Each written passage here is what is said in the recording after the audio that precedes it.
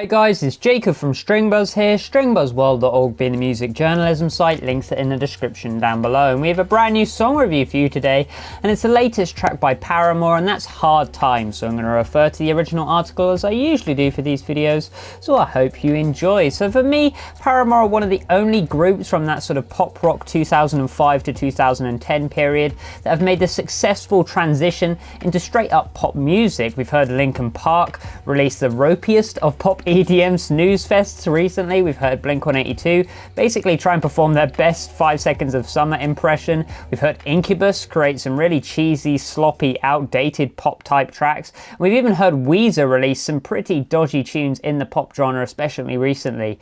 Paramore, on the other hand, haven't really lost their proficiency during this change. They've just been as commercially successful, and they've been critically just as successful as well. However, we have this brand new track with a lot of hype behind it, so shall we see what I thought of it? Well, yet again, I actually thought it was really good and really modern as well, which I think is always important, and really well performed, and I think that's important as well. Sure, it's not a decade-defining track or anything like that, and it's not the most exploratory tune you'll ever hear, but it's a really strong pop/indie fusion track, and it reminded me a lot of the 1975 actually, in a band called Her, which I'm not sure you may have heard of, which we've reviewed fairly recently here on the YouTube channel, and it's got that sort of British indie funk vibe about it, and I think that's rare to hear from what is still classed as an American pop rock group.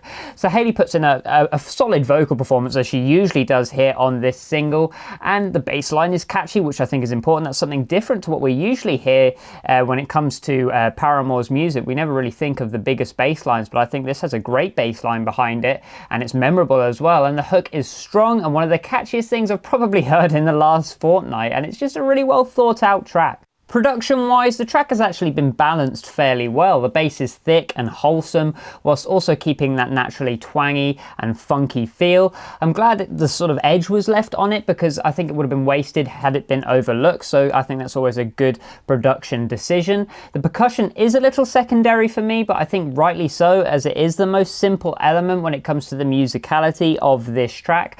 I like how the more prominent sounds and memorable phrases have really been brought into the foreground here, whilst everything else just basically complements it in the background.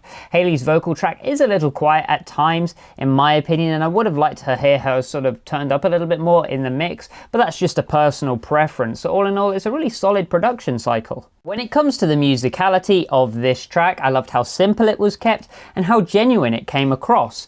We have a couple really interesting, funky bass sequences, as I've already mentioned, a simple yet memorable vocal performance, as I've already said, some complementary guitar strums and stabs as well added over the top, almost like decoration, and some stabilizing drum beats that didn't try too hard or didn't try and force it when everything else was doing a good job anyway. We don't get awe-inspiring fills and drop-dead guitar solos, but then Paramore have never really been known for doing that particularly well, and if we're going down this sort of funky indie route, then we don't really need that at all either. So I think it's been, as I said, well thought out. I thought the verses were really well put together. I thought the chorus was really exciting and refreshing, but I did think the bridge was a little confused in itself. It's as if they wanted to go down like a different route or vary things up a little bit, but then didn't really want to go all in, and it ended up sort of repeating itself without much decoration or change, and it just seemed a bit confused. But it's no biggie really for me, but I think it could have been improved. Lyrically, I thought this track was more functional rather than actually that exciting,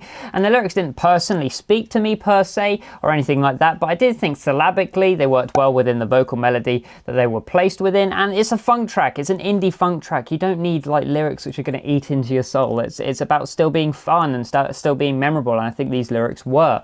So all in all, it's a quick, fun track, and actually a surprisingly focused one too, an explosive way as well of entering back onto the main stage. So I think this was just a really clever track to release as a first single. So great job Paramore with this one. I gave it a G rating of 7.5 out of 10 because I really did enjoy it. So if you like this video, then please leave a like, comment what you think in the comment section down below, subscribe, see more, and I'll see you around next time.